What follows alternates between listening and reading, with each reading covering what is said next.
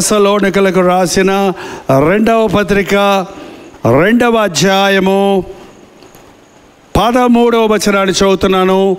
Bible ఉన్న వారందరూ తీసి చూడండి, లేని వారు జాగ్రత్తగా వినండి. ప్రభువు వలన ప్రేమించబడిన సహోదరులారా, సహోదరీలారా, ఆత్మ మిమ్మును పరిశుద్ధపరచుట వలన, మీరు సత్యమును నమ్ముట వలనను రక్షణ పొందుటకు దేవుడు ఆది నుండి మిమ్మును ఏర్పరచుకొనెను గనుక మేము మిమ్మును బట్టి ఎల్లప్పుడూ దేవునికి కృతజ్ఞతాస్తుతులు చెల్లింప బద్ధులమై ఉన్నాము. మళ్ళొకసారి చదువుతున్నానండి, బాగా జీర్ణించుకుంటే, హృదయానికి అనునయించుకుంటే మీతో ఎంత గొప్ప మాటలు దేవుడు సెలవిస్తున్నాడో మీరు గుర్తిస్తారు. ప్రభువు వలన ప్రేమించబడిన సహోదరులారా, మమ్మల్ని అనలేదు అనకండి, మా సహోదరులారా, సహోదర సహోదరులారా, brothers and sisters, ladies and gentlemen అంటారు ఈ రోజుల్లో. మరి పౌలు గారు ఏంటో కానీ సహోదరులారా అన్నప్పుడు ఒక అమ్మాయి అయితే వచ్చి ఎక్కడ చూసినా నీ హృదయం నాకు ఇమ్ము అంటాడు, నా కుమారుడా అంటాడు. ఏమంటే మేమందరం దేవుని బిడ్డలం కాదా అని ఒక అమ్మాయి నిలదీసి అడిగిందండి నన్ను. నాకే ఆశ్చర్యం వేసింది, అవును కదా అనుకున్నాను. గబక్కన దేవుడు ఒక వాగ్దానం, ఒక వచనాన్ని చూపించాడు. ఏంటి, ఎప్పుడు చూసినా మగాళ్ళనే పిలుస్తాడు దేవుడు, మగాడు కాబట్టి అన్నాడంట ఒక ఆయన. ఏంటండి, కాదు కాదు కాదు, క్రీస్తునందు స్త్రీ అని పురుషుడని భేదము లేదు. ఈ రోజున మీ ఆ సందేహం తీరునట్లుగా కొరింథీయులకు రాసిన 2వ పత్రిక, కొరింథీయులకు రాసిన 2వ పత్రిక 6వ అధ్యాయము 18వ వచనం చదువుతున్నాను. నేను వారిలో నివసించి సంచరింతును, నేను వారి దేవుడినై ఉందును, వారు నా ప్రజలై ఉందురు, మరియు నేను మిమ్మును చేర్చుకొందును, మీకు తండ్రినై ఉందును, మీరు నాకు కుమారులను కుమార్తెలనై ఉందురని సర్వశక్తి గల ప్రభువు సెలవిచ్చుచున్నాడు. మీరు నాకు కుమారులను కుమార్తెలనై ఉందురని సర్వశక్తి కలిగిన ప్రభువు సెలవిచ్చుచున్నాడు. సహోదరులందరూ నేను దేవుని కుమార్తెను అని గట్టిగా హల్లెలూయా చెప్పి, నేను దేవుని కుమార్తెను చెప్పండి. కుమారులు ఎవరో చెప్పండి. ఏంటి, మీ భార్య దేవుని కుమార్తెను మీరు హల్లెలూయా అంటున్నారా? మీ కుమార్తె దేవుని కుమార్తెను హల్లెలూయా అంటున్నారా? మీ సిస్టర్ దేవుని కుమార్తెని హల్లెలూయా అంటున్నారా? ఇక్కడ స్త్రీలు ఎక్కువ ఉన్నారో పురుషులు ఎక్కువ ఉన్నారో తెలుసుకోవడానికి ముందు కుమార్తెలు రెడీగా ఉండండి అమ్మా, పోటీ పడండి. ఇక్కడైనా నేను దేవుని కుమార్తెను హల్లెలూయా అని చెప్పండి. ఓకే, ఇప్పుడు దేవుని కుమారులు ఉంటే నేను దేవుని కుమారుణ్ణి హల్లెలూయా అని చెప్పండి. 50-50 ఉన్నారండి. కొన్ని పల్లెటూరులోకి వెళ్తే 90% స్త్రీలు ఉంటారు, 10% పురుషులు ఉంటారు. కొన్ని స్థలాల్లోకి వెళ్తే ఇద్దరే పురుషులు ఉన్నారు ఒక ఊరిలో. ఆ ఇద్దరికి కుర్చీలు వేసి పైన కూర్చోబెట్టారు. ఏంటయ్యా వీళ్ళిద్దరంటే ఏమన్నా సంఘ పెద్దలా లేకపోతే ఇంకేదన్నా అంటే కాదండి, వీళ్ళిద్దరే వస్తారండి ఊరికి, అలా కుర్చీ లేకపోతే రారండి వాళ్ళు కూడా. అంటే కుర్చీల కోసం వచ్చేవాళ్ళు అనమాట వాళ్ళు కూడా. ఏంటండి, కానీ పరలోక రాజ్యంలో ప్రభువు బిడ్డలుగా ఉండడానికి పురుషుడు స్త్రీ క్రీస్తు దేవుడు తన స్వరూపంలో తన ఆకారంలో సృష్టించాడు. భక్తి స్త్రీలకే అనుకుంటున్నారు, కానీ భక్తి పురుషులకే అనుకుంటున్నారు. కానీ మనం క్రీస్తుని వెంబడించవలసింది మనం అందరము. ఇప్పుడు మళ్ళీ ఒక్కసారి మనం చదివిన తెస్సలోనికలకు రాసిన పత్రికలకు వెళ్దాం. ప్రభువు వలన ప్రేమించబడిన సహోదర సహోదరులారా, ఎవరండి మీరందరూ? ఇక్కడ ఉన్న వాళ్ళందరూ ఎవరండి? ఇక్కడ మీరున్న వాళ్ళందరూ ప్రభువు వలన ప్రేమించబడిన వారు. ఎవరు ప్రేమిస్తున్నారు మిమ్మల్ని? ప్రభువు ప్రేమిస్తున్నాడు. అమ్మ ప్రేమ, నాన్న ప్రేమ, భర్త ప్రేమ, భార్య ప్రేమ, బిడ్డల ప్రేమ, లోకస్తుల ప్రేమ, స్నేహితుల ప్రేమ ఆరిపోతాయి, చల్లారిపోతాయి, మారిపోతాయి. కానీ ప్రభు ప్రేమ మారదు, ఆరదు. అది శాశ్వతమైన ప్రేమ. మీరెప్పుడు దిగులు పడొద్దు నన్ను ఎవరు ప్రేమిస్తం లేదని, మీరెప్పుడు దిగులు పడొద్దు నాకెవరున్నారు అని. నిన్ను కంటికి రెప్పలా కాపాడే ప్రభు ఉన్నాడు.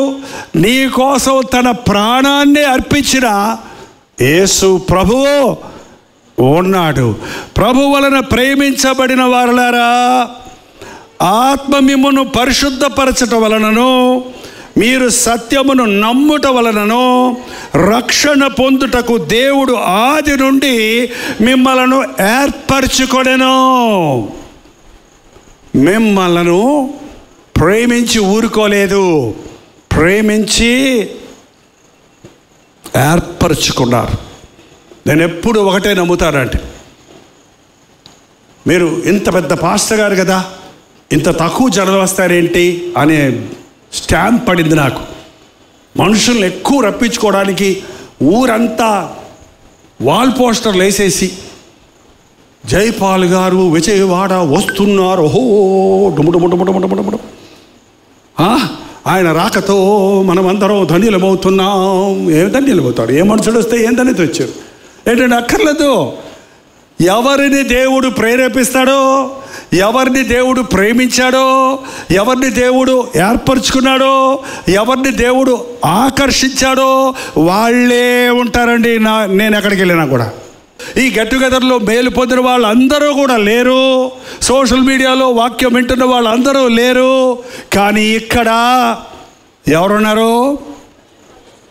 దేవుని చేత ప్రేమించబడిన వారు, దేవుని పరిశుద్ధపరచబడుటకు మీరు సత్యాన్ని నమ్మి రక్షణ పొందిన వారు, రక్షణ పొందాలని ఆశపడిన వారు, పరిశుద్ధపరచబడాలని ఇష్టపడిన వారు, దేవుడు ఏర్పరచుకున్న వారు ఈ రాత్రి ఇక్కడ ఉన్నాం.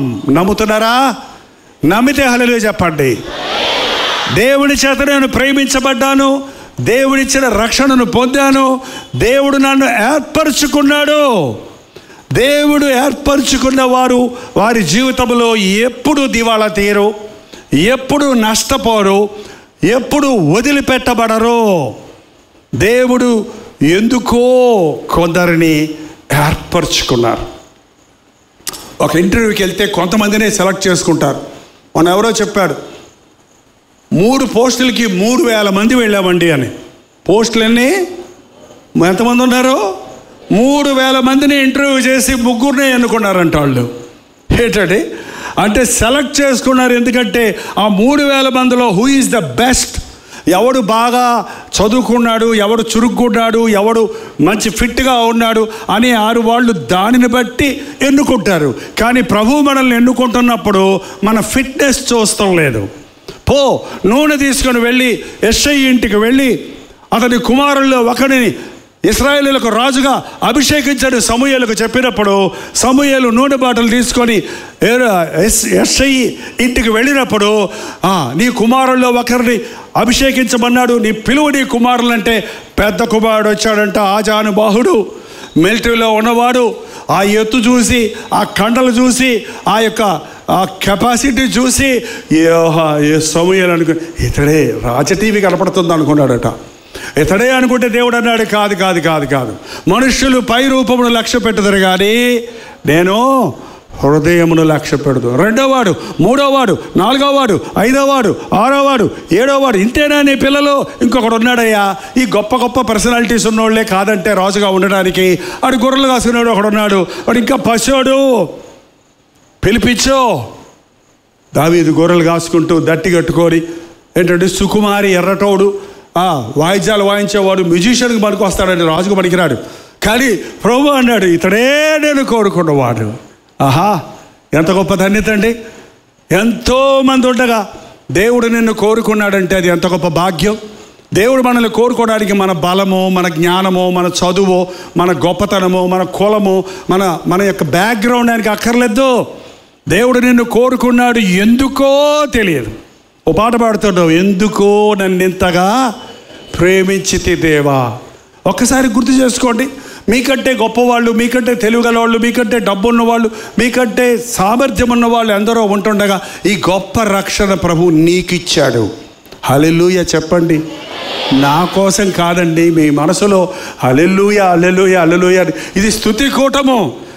మనకి ఇది లేదు, అది లేదు, నన్ను ఎవరు పట్టించుకోవడం లేదు, నాకు ఉద్యోగం రాలేదు, నాకు బలహీనతలు ఉన్నాయి, నన్ను అందరూ బాధ పెడుతున్నారు, నన్ను అవమానపరుస్తున్నారు, నాకు కష్టాలు ఉన్నాయి, ఎంత పని చేసినా నా అప్పు తీరటం లేదు, నాకు డబ్బులు లేవు, నాకు ఉద్యోగం లేదు, నాకు ఆరోగ్యం బాగలేదు అని కుమిలిపోతున్న వారలారా, ప్రభు అంటున్నాడు, నేనున్నాను. నేను ఎన్ని రోజులు ప్రార్థన చేసినా, నేను ఎంత అడిగినా నాకు కావాల్సిన గర్భఫలం ఇవ్వటం లేదు, మా బిడ్డ పెళ్లి జరగటం లేదు, మాకు కావాల్సిన ఉద్యోగం దొరకటం లేదు, ఇల్లు కట్టుకోవాలయ్యా అని ఎంత అడిగినా ఈ ఒక పైసా కూడా నా చేతికి చేరటం లేదు, ఏంటి ప్రభువా అని అడిగితే ప్రభు అంటాడట, నా కృప నీకు చాలు. ముమ్మారు ప్రార్థించాడట, ఈ ముళ్ళు తీసేయ్యా నాలో నుంచి అని. తీసేయలేదు ప్రభు, కానీ ఏం చేశాడు, ఆ ముళ్ళు భరించటానికి తన కృపను తోడిచ్చాడు. ఈ కోవిడ్-19 టైంలో మీలో ఎంతమందికి కరోనా వైరస్ వచ్చి తగ్గిందో చేయి చూపించండి. వచ్చి చచ్చుంటే మనం ఇక్కడ ఉండం కదా. వచ్చి నాకు కూడా వచ్చిందండి కరోనా వైరస్, నాకు కూడా వచ్చింది. లేకపోతే నా కరోనా వైరస్ బాధలు నాకడ తెలుస్తాయి. ఏంటి ప్రభా నాకు కూడా ఇచ్చావంటే, నువ్వు కేర్లెస్గా ప్రార్థన చేస్తున్నావు. కరోనా వైరస్తో బాధపడిన వాళ్ళకి నీకు వస్తేనే ఆ రుచి లేకుండా ఉంటామంటే ఏంటో, ఆ ఒళ్ళు నొప్పులు అంటే ఏంటో, ఆ తిక్కగా ఉంటామంటే ఏంటో నువ్వు అనుభవిస్తేనే తెలుస్తుందని నాకు పెట్టాడండి. కొద్ది రోజులే సఫర్ అయ్యాను, లేకపోతే మీటింగ్ ఆగిపోద్ది కదా. దేవుడు మళ్ళీ స్వస్థపరిచాడు. సో కరోనా వైరస్ వచ్చినా కూడా మీరు సజీవులుగా ఉన్నారంటే దేవుడు నిజంగా మిమ్మల్ని ప్రేమించాడా లేదా? దేవునికి ఇంకా మీకోసం ఈ లోకంలో పని ఉందా లేదా? అందుకని మిగిలిన వాళ్ళందరికీ కరోనా వైరస్ రానే లేదంట. మనం గొప్ప, వీళ్ళు గొప్ప? మనం పాపులం కాబట్టి కరోనా వైరస్ వచ్చింది. అసలు వీళ్ళు ఎంత మంచోళ్ళు, అందుకే కరోనా వైరస్ వాళ్ళ దగ్గరికే రాలేదు కదండి. కరోనా వైరస్ రాలేదు మాకు అన్నోళ్ళు చేయి చూపించండి. మీరు రెండంతలు దేవుణ్ణి స్తుతించాలి. వచ్చి చచ్చిపోయిన వాళ్ళు ఎంతోమంది ఉంటే ఏంటంటే ఎంతోమంది ఎఫెక్ట్ అయ్యారో తెలుసా? ప్రపంచ జనాభా 7 కోట్లు అయితే, 7 కోట్ల చిల్లర అయితే 4 కోట్ల చిల్లర మందికి ప్రపంచంలో కరోనా వైరస్ వచ్చిందట. 4 కోట్లు అంటే భూమిలో ఉన్న సగం మంది కంటే ఎక్కువ మంది కరోనా వైరస్తో సఫర్ అయ్యారు. చచ్చిపోయిన వాళ్ళు బోల్డ్ మంది ఉన్నారు. ఆ లెక్కలను ఇప్పుడు చెప్పాల్సిన అవసరం లేదు ఇక. కానీ అంత పరిస్థితుల్లో కూడా ఏ తెగులు నీ గుడారంలోనికి రాకుండా నిన్ను దేవుడు కాపాడాడంటే నువ్వు ఎంతగా దేవుడిని స్తుతించాలి, ఎంతగా దేవుడిని స్తుతించాలి. మనకు ఒక్క వైరస్ గురించి తెలుస్తుంది, కానీ అనుదినము ఎన్ని రోగాల నుండి, ఎన్ని యాక్సిడెంట్ల నుండి, ఎన్ని ప్రమాదాల నుండి, ఎన్ని కీడుల నుండి దేవుడు మనల్ని కాపాడుతున్నాడో మనం గుర్తిస్తే కృతజ్ఞతతో నిండి ఉంటామండి. ఎందుకంటే మీరు దేవుని చేత ప్రేమించబడిన వారు, దేవుని చేత ఏర్పరచబడిన వారు. దేవుడు మిమ్మల్ని పరిశుద్ధపరచాలని ఆశిస్తున్నాడు. ఆయన రక్షణ పొంది మీరు ఆయన రాజ్య వారసులుగా ఉండాలని ఇష్టపడుతున్నాడు. కాబట్టి మీ విషయమై ప్రభువును నేను స్తుతిస్తూ ఉన్నాను. ఒక దైవజనుడికి నిజమైన సంతోషం ఏంటండి, నా జీవితంలో నేను నిజంగా సంతోషపడే సమయాలు ఏంటంటే, ఒక వ్యక్తి యేసయ్యను నేను రక్షకుడిగా అంగీకరించాను, నేను ప్రార్థన నేర్చుకున్నాను, నా కుటుంబం మార్చుకున్నాను, నా బిడ్డలు మారారు, దేవుని వాక్యాన్ని రోజు వింటున్నాం, ప్రార్థన చేసుకుంటున్నాం, దేవుడు మమ్మల్ని అన్ని రీతిలుగా ఆశీర్వదిస్తున్నాడు అని ఎవరన్నా చెబితే నాకు ₹1 కోటి దొరికినట్టు ఉంటుందండి. పౌలు అన్నాడు, మా అతిశయము, మా కిరీటము ఎవరో మీరే కదా. ఈ లోకంలో ఎంత డబ్బు సంపాదించిన కోటీశ్వరుడైనా పరలోకంలో బెచ్చగాడిగానే ఉంటాడండి. ఎందుకంటే ఆ ధనవంతుడు చనిపోయి ఎక్కడికి వెళ్ళాడట? ఇక్కడ గంధపు చెక్కలతో కాల్చారు, పటాసులు పేల్చారు, పూల వర్షం కురిపించారు. సమాధి చేసిన తర్వాత ఇక్కడ కళ్ళు మూసిన ధనవంతుడు ఎక్కడ కళ్ళు తెరిచాడు? పాతాళంలో కళ్ళు తెరిచి ఏసీ ఎయిరా అంటున్నాడట. ఏరాయి కూల్ డ్రింక్ తేరా అంటున్నాడు. ఏంట్రా వేడిగా ఉంది అంటున్నాడట. ఏంటి అని కళ్ళు తెరిచినప్పటికీ పైన అబ్రహాం రొమ్మున ఆ బెచ్చగాడు ఉన్నాడు చూడండి, ఇంటి పక్కన అడుక్కునే ఆ అబ్రహాం రొమ్మున లాజరు కూర్చున్నాడు. ఇంతలో ఒక సొర్రమంటుంది. అయ్యో ఆ లాజర్ని పంపించి ఒక బొటన వేలుతో ఒక చుక్క నీళ్లు నా మీద అయ్యాయా అంటే ఏమన్నాడండి అబ్రహాము, నీ ఇష్టం వచ్చినట్టు బతికేవాడు ఈ లోకంలో ఉన్నప్పుడు. డబ్బు అన్నావే కానీ దేవుని నమ్మలేదు, దేవునికి నీ హృదయం ఇవ్వలేదు. ఆ లాజరు నీ ఇంటి ముందే పడి నీ ఆత్మ కోసం అతను ప్రయాసపడి ఎన్ని అవకాశాలు ఇచ్చినా కనీసం ఆ పేదవాడి మాట నువ్వు వినలేదు. ఏమనుకుంటారండి చాలామంది వాళ్ళ పాస్టర్ గారు మన ఇంటికి వచ్చాడంటే అడుక్కోవడానికి వచ్చాడు అనుకుంటున్నారు. పాస్టర్ గారు మా ఇంటికి వస్తున్నారు అంటే 10 రూపాయలు తొందరగా పంపించందంట ఒక ఆమె. ఏంటి 10 రూపాయల కోసం వస్తాడు? డబ్బుల కోసం మీ ఇంటికి వస్తారు? మీ ఆత్మను బలపరచడానికి, మిమ్మల్ని పరామర్శించడానికి, మీరు బంధువులు కాకపోయినా, మీరు సొంత వాళ్ళు కాకపోయినా, క్రీస్తు ప్రేమను బట్టి ఒక దైవజనుడు మీ ఇంటికి వచ్చి అమ్మా ప్రభువుని నమ్ముకోండి, అయ్యా ప్రభువుని నమ్ముకోండి అంటే మతప్రచారం చేస్తున్నారు పొండి అంటారంట కొంతమంది. మీ ఆత్మ అల్లాడకూడదని లాజరు, పేద లాజరు అడుక్కోవాలంటే బోల్డ్ ఇల్లు ఉంటాయండి. వండుకున్నోడికి ఒక్కోరంటే అడుక్కున్న వాళ్ళకే చాలా కూరలు ఉంటాయి. ఆ ధనవంతుడి ఇంటి వాకిటే పడున్నాడు, ఇంకోటి దానిలో వీడు పెడతలేదు కదా, ఎంగిలి మొక్కలే వేస్తున్నాడు కదా, అక్కడే ఎందుకు కూర్చోవాలి చెప్పండి? ఆ రొట్టె ముక్క కోసం కూర్చోలేదు లాజరు. అయ్యో ఈ ధనవంతుడికి ఇన్ని ఉన్నాయే, దేవుడి భయం లేదే, మరణించిన తర్వాత జీవితం ఉందని తెలియదే అని చెప్పడం కోసం అక్కడ ఉన్నాడు. కానీ అతని మాటలు ధనవంతుడు వినలేదు. కాబట్టి ఎక్కడికి వెళ్ళాడు? యాతన పడుతుంటే ఇంకేం చేయమయ్యా, అక్కడ వాళ్ళు ఇక్కడికి, ఇక్కడ వాళ్ళు అక్కడికి దాటిపోసాలని అక్కడ అగాధం అన్నది కుదరదంటే అప్పుడు ఏమన్నాడు తెలుసా? నాకు 5 బ్రదర్స్ ఉన్నారు, కనీసం వాళ్ళు ఇక్కడికి రాకుండా లాజర్ను పంపించి వాళ్ళకి వాక్యము అంటే నరకంలో ఉన్న వాళ్ళకి కూడా నశించిపోయే ఆత్మల కొరకు ఏముందండి? భారం ఉంది. మరి మీ ఇంట్లో ఉన్న వాళ్ళందరూ రక్షించబడ్డారా? మీ కుటుంబం అంతా రక్షించబడ్డారా? నీ బిడ్డలు రక్షించబడ్డారా? మీ కోడలు రక్షించబడిందా? మీ కుమార్తె రక్షించబడిందా? మీ అల్లుడు రక్షించబడ్డారా? మీ మనవలు రక్షించబడ్డారా? మీ అత్తమామలు రక్షించబడ్డారా? మీ తల్లిదండ్రులు రక్షించబడ్డారా? వారి కోసం మీరు ఏమన్నా చేస్తున్నారా? నిన్ను ఏర్పరచుకున్నాడు. మా ఇంట్లో నేను ఒక్కదాన్నే ప్రభువుని నమ్ముకున్నానండి.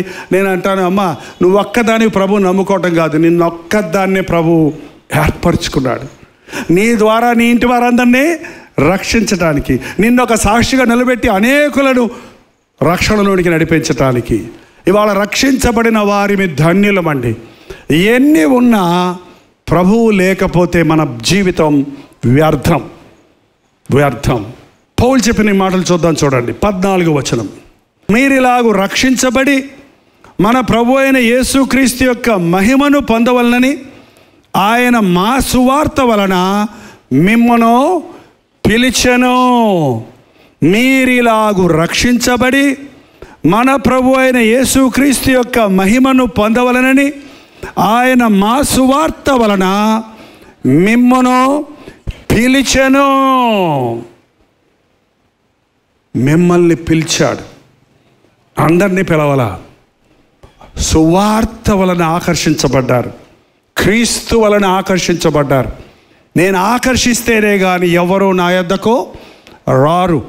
ఇవాళ చాలామంది, నేను ఏ సేవకుడిని విమర్శిస్తాం లేదు కానీ సేవకులకు ఉన్న ఒకే భారం ఏంటంటే ఇవాళ మనుషుల్ని పోగు చేసుకోవాలి, డబ్బున్న వాళ్ళని పోగు చేసుకోవాలి, మంచి శాలరీలు వచ్చే వాళ్ళని పోగు చేసుకోవాలి, మంచి పదవిలో ఉన్నవారిని, పొజిషన్లో ఉన్నవారిని చేర్చుకోవాలి, మంచి పెద్ద మందిరం కట్టుకోవాలి అనే. కానీ దేవుడు పిలిచిన వారిని, దేవుడు ఏర్పరచుకున్న వారిని, దేవుడు ప్రేమించిన వారిని సమకూర్చి వారిని క్రీస్తు స్వరూపంలోనికి దిద్దాలి, వారిని పరిపూర్ణులుగా చేయాలి, వారిని ఆత్మలను పట్టే జాలలుగా చేయాలి, వారు ఫలించి అభివృద్ధి చెందినట్లుగా వారి కొరకు సిద్ధపరచాలి అనే భారం లేదండి. అలాంటి భారం నాకు లేకపోతే నా బ్రతికే వృధా. ఒకటే ఆశ, ఒక వ్యక్తి ఒక్కసారి నా కంటిలో పడితే నేను వాళ్ళని మర్చిపోలేనిది ఏంటో నాకు పిచ్చి అంటారు చాలామంది. పిచ్చి అంటారు మా పిల్లలు. అంటే ఇంకెందుకు డాడీ వాళ్ళ గురించి ఏడుస్తూనే ఉంటావు, నీకు పిచ్చి కాకపోతే? అరే ఆడు చెడిపోతున్నాడు రా, బాగా దేవుడు పిలుపున్నాడు, దేవుడు వాడ్పరుచుకున్నాడు, మరి ఏం చేస్తావు? నువ్వు ఎన్నిసార్లు బతిలాడ రాకపోతే ఏం చేస్తావు? వదిలేస్తాడు రా అంటాను. కానీ మళ్ళీ ఇంటికి వెళ్తే పడుకుంటే వాళ్ళే గుర్తొస్తారు నాకు. ఏంటో చాలా అన్నం పెట్టిన వాళ్ళు గుర్తురారు నాకు, డబ్బులు ఇచ్చిన వాళ్ళు గుర్తురారు, మంచోళ్ళు గుర్తురారు. నశించిన దానిని వెతక రక్షించడానికే నేను వచ్చానన్నాడు. చూడండి, జారిపోతున్న వాళ్ళు, తొలగిపోతున్న వారు దేవుని దృష్టిలో ఉండి తొలగిపోవచ్చా? ఏర్పరచుకున్న వాళ్ళు కూడా పాడవుతారా చెప్పండి? ఏర్పరచుకున్న వాళ్ళను కూడా దేవుడు వదిలేస్తాడా, లేక వాళ్ళు దేవుణ్ణి వదిలేస్తారా? అవునా కాదా చెప్పండి నాకు ఓ మాట. ఏం చెప్పరా? మీరు దేవుడి చేత ప్రేమించబడ్డారా? దేవుని చేత పిలువబడ్డారా? దేవుడు మిమ్మల్ని ఏర్పరచుకున్నారా? కాబట్టి గ్యారంటీ ఆ పరలోకం మీకు. ఏదో ఒకటి చెప్పండి. గ్యారంటీయా? నో. దేవుడు ఎంత మంచోడైనా మనం లోబడకపోతే 12 మందిని రాత్రంతా ప్రార్థన చేసి ఏర్పరచుకొని పిలుచుకున్నాడండి. ఆయన శిష్యులుగా ఉండే ఎంతమందిని? జస్ట్ 12 మందిని ప్రభు పేరు పెట్టి పిలిచారు. అందులో యూదా ఇస్కరియోతు పేరు ఉందా లేదా? ఉందా లేదా? ప్రభు పిలుచుకున్నాడా లేదా? మరి ఏం చేశాడు ఆయన? సాతానుకు చోటిచ్చాడని ఉంది బైబిల్లో. సంసోనును దేవుడు ఏర్పరచుకున్నాడు, కానీ చూపు మారింది, నష్టపోయాడు. ఏసావును దేవుడు జ్యేష్ఠపుత్రుడిగా ఏర్పరచుకున్నాడు, కానీ ఆశ మారింది, తప్పిపోయాడు. ఎంతోమంది ఉన్నారండి బైబిల్లో. అందుకనే దేవుని చేత ఏర్పరచబడిన వారు, దేవుని చేత ప్రేమించబడిన వారు, దేవుడు నన్ను దీవించాడు, ఆశీర్వదించాడు, రక్షించాడు, బాప్తిసం పొందాను, ప్రభు బిడ్డను రొట్టె ద్రాక్షరసంలో పాలు పప్పులు పొందుతున్నాను అన్నవారు భయముతో వణకుతో రక్షణను ఏం చేయాలి తెలుసా? కొనసాగించుకోవాలి. పౌలు తాపత్రయం అదే. ఈరోజు అలాంటి భారము కలిగిన వారిని బహు తక్కువ చూస్తున్నాం. 16వ వచనం కూడా, మన ప్రభు అయిన యేసుక్రీస్తును మనలను ప్రేమించి కృపచేత నిత్యమైన ఆదరణయు శుభ నిరీక్షణయు అనుగ్రహించిన మన తండ్రి అయిన దేవుడును మీ హృదయములను ఆదరించి ప్రతి సత్కార్యమందు ప్రతి సద్వాక్యమందును మిమ్మును ప్రభువు స్థిరపరచునుగాక. సద్వాక్యము ఈ అంచె దినాలలో సోషల్ మీడియా వచ్చిన తర్వాత ఏది సద్వాక్యమో, ఏది తప్పుడు బోధో, ఏది అసలైన బోధో, ఎవడు నిజ సేవకుడో, ఎవడు నకిలీ సేవకుడో, ఏది నిజమైన సంఘమో, ఏది కాదో తెలుసుకునే పరిస్థితి లేకుండా పోయిందండి. ఈ అంచె దినాలలో కలిపి చెరిపేడి బోధలు ఎక్కువైపోయినాయి. ఒకప్పుడు ఆత్మలను సంపాదించడానికి ఎంతగా ప్రయాసపడామంటే నా వస్త్రాలన్నీ ఎన్నోసార్లు చెమటతో తడిసిపోయినాయండి. ఒక మనిషిని ప్రభు కొరకు సంపాదించడానికి, కొండలు ఎక్కడానికి, సైకిల్ తొక్కడానికి, ఒకళ్ళ ఇంటికి వెళ్ళడానికి. మా మెడ్రాసులో ఉన్న ఇల్లులన్నీ పొట్టుకుంటాయి. ఆ రోజుల్లో వాళ్ళు ఇళ్లలోకి వెళ్ళినప్పుడు తల వంచండి అనేవారు. నేను వంగి వంగి వంగి వంగి వెళ్ళాల్సి వచ్చేది. నా మనసులో అనుకునేవాడు, వంగాలయ్యా, వంగకపోతే దేవుడు వాడుకోళ్లే అని. కానీ ఆ గృహాల్లో వాళ్ళు వాళ్ళ మేడలు కట్టుకున్నారు, మిద్దెలు కట్టుకున్నారు. మరి దేవుడు ఇంతగా నిన్ను గుడిసెలో నుండి మేడలోనికి తెచ్చాడు కదయ్యా, నమ్మకంగా ఉండంటే కోపం వస్తుంది వాళ్ళకి, కృతజ్ఞత రావటం లేదు. చాలామందికి దేవుడు ఏ స్థితిలో నుంచి మనల్ని ఏ స్థితిలోనికి తీసుకొచ్చాడో అన్నది మరిచిపోతారు. ఇవాళ ఒక స్తుతి కూటం అన్నప్పుడు ప్రతి విషయంలో దేవుడిని స్తుతించడం మనం నేర్చుకోవాలి. దేవుడు నాకు ఎన్నో మేలులు చేశాడు అన్నవాళ్ళు హల్లెలూయా చెప్పండి. ఎన్ని చేశారో లెక్క పెట్టుకుంటారా? నా ప్రాణమా యెహోవాను సన్నుతించుము, ఆయన చేసిన ఉపకారములలో దేనిని మరువకము అంటారా? దేనిని జ్ఞాపకం ఉంచుకొనకము అంటారా? ఏదైనా ఉపకారం చెప్పమంటే నిన్న జరిగింది చెప్తారు, కానీ 10 ఏళ్ల క్రితం జరిగింది నీకు గుర్తుందా? 10 సంవత్సరాల క్రితం నువ్వు ఎలా ఉన్నావు? 5 సంవత్సరాల క్రితం నువ్వు ఎలా ఉన్నావు? 3 సంవత్సరాల ముందు ఎలా ఉన్నావు? ఇప్పుడు నీవు ఎలా ఉన్నావు? దేవుడు నిన్ను ఏర్పరచుకున్నాడు కాబట్టి, దేవుడు నిన్ను ప్రేమించాడు కాబట్టి, దేవుడు నిన్ను దీవించాడు, ఏకాంగుడిగా ఉన్న నిన్ను సంసారిగా చేశాడు, పిల్లలు లేని తల్లికి వ్యక్తులకు బిడ్డలను ఇచ్చాడు, ఉద్యోగం లేని స్థితిలో నీకు ఉద్యోగం ఇచ్చాడు, తీర స్థితిలో ఉన్న నిన్ను సంపన్న స్థితిలోనికి హెచ్చించాడు. మర్చిపోతావా? మర్చిపోతారు. కష్టం వచ్చినప్పుడు దేవుడు కావాలండి. సుఖంలో దేవుడు చాలామందికి గుర్తురారు. ఎప్పుడు గుర్తుపెట్టుకోండి, మనం ఎప్పుడు దేవుడిని స్తుతించాలండి? కష్టమైనా నష్టమైనా. హల్లెలూయా చెప్పండి. నోరు తెరిచి ప్రభు సన్నిధిలో ప్రార్థించబోతున్నాం. దేవా, నీ కృపలను బట్టి వందనములయ్యా, నన్ను ప్రేమించే యేసయ్యా నీకు వందనములయ్యా అని నోరారా ప్రభుతో చెప్పండి. దేవుని కార్యాల చొప్పున దేవుడిని మహిమపరిచే జీవితాలు జీవించడానికి ఆశిస్తూ ఉన్నాడు. మీరు ఏర్పరచబడిన వారు కనుక దేవుని సద్వాక్యములో, ఆయన సద్బోధలో అంతవరకు నమ్మకంగా ఉండండి. సద్వాక్యము లేని వాళ్ళ అబద్ధ బోధకము, ఫేక్ న్యూస్ ఎక్కువైపోయింది, అపవిత్రమైన కార్యాలు ఎక్కువైపోయినాయి, కలిపి చెరిపేడి బోధలు ఎక్కువైపోయినాయి. ఇదే దేవుని మహాశక్తి అని అనుకొని మోసపోవద్దు. దేవుని శక్తి పరిశుద్ధతనిస్తుంది. మనకి దేవుని శక్తి మనల్ని ధీరులుగా చేస్తుంది. దేవుని శక్తి మనల్ని క్రీస్తు సారూప్యానికి మారుస్తుంది. క్రీస్తులాగా నీవు ఉన్నావా? క్రీస్తులాగా నీవు తగ్గించుకుంటున్నావా? క్రీస్తులాగా నీ పరిశుద్ధతను కాపాడుకుంటున్నావా? క్రీస్తులాగా మోకాళ్ళలోని ప్రార్థించేవాడిగా నీవు ఉన్నావా? క్రీస్తులాగా నశించిపోతున్న ఆత్మలను రక్షించాలనే ఆశ కలిగిన వ్యక్తిగా నీవు ఉన్నావా? ఆయనలో ఉన్న సహనము, ఆయనలో ఉన్న దీనత్వము, ఆయనలో ఉన్న ప్రేమ, ఆ సుగుణాలు నీలో కనపడుతున్నాయా? అయ్యా, నాలో ఇంకా పాతాదాము స్వభావమే కనపడుతుంది. నువ్వు కోరుకున్నావు కానీ సాతాను నన్ను లాగుతున్నాడయ్యా. చాలాసార్లు మోసపోతున్నానయ్యా. వెలుగుదూత వేషంలో వచ్చిన సాతాను అబద్ధ బోధకుల విషయంలో మోసపోయాడయ్యా. నీ వాక్యాన్ని కలిపి చెరిపడి బోధలు విని నష్టపోయాడయ్యా. సద్బోధ ఏదో గుర్తించగలిగిన దైవ వాక్కులు ప్రత్యక్షతలను కలుగు చేయని నోరు తెరిచి ప్రభుని అడుగుదాం. ప్రార్థన. పరిశుద్ధుడా, ప్రేమగల తండ్రి, నీ నామంలో కూడి వచ్చిన మేమందరము నీవెన్నుకున్న వారిమని, నీవేర్పరచుకున్న వారిమని, నీ చేత ప్రేమించబడిన వారిమని నమ్ముచున్నాము నాయన. అపనమ్మకము లేకుండా మాకు సహాయం చేయము. మా హృదయ స్థితిని ఎరిగిన దేవా, హృదయాలు సరిచేసుకోకుండా మేము వెంబడించే ఆచార భక్తి, మేమిచ్చే కానుకలు, మేమిచ్చే భక్తి మార్గాలు, ఆచార పద్ధతులు కాక మా హృదయాన్ని నీవు చూస్తున్నావు గనుక ఈరోజు మా హృదయాలను నీ రక్తములో కడిగి శుద్ధులుగా చేయయ్యా. పరిశుద్ధులుగా చేయి నాయన. మాలో ఉన్న కన్నీటిని తుడిచివేయి నాయన. మా మీద ఉన్న శాపాలను తొలగించవు తండ్రి. నీవు ఆశీర్వదిస్తే అది నిజమైన ఆశీర్వాదము. ఈ అంచెదడలలో తండ్రి, మా మనస్సాక్షిని కాపాడుకొనుటకు, మా భక్తిని కాపాడుకొనుటకు అంతం వరకు నమ్మకంగా ఉండి, మరణము వరకు నమ్మకస్తులమై ఉండి, జీవ కిరీటాలను పొందుటకు, జయించు వానికి నీ సింహాసనం మీద మేమును కూర్చుంటుటకు ప్రతి ఒక్కరిని దర్శించము.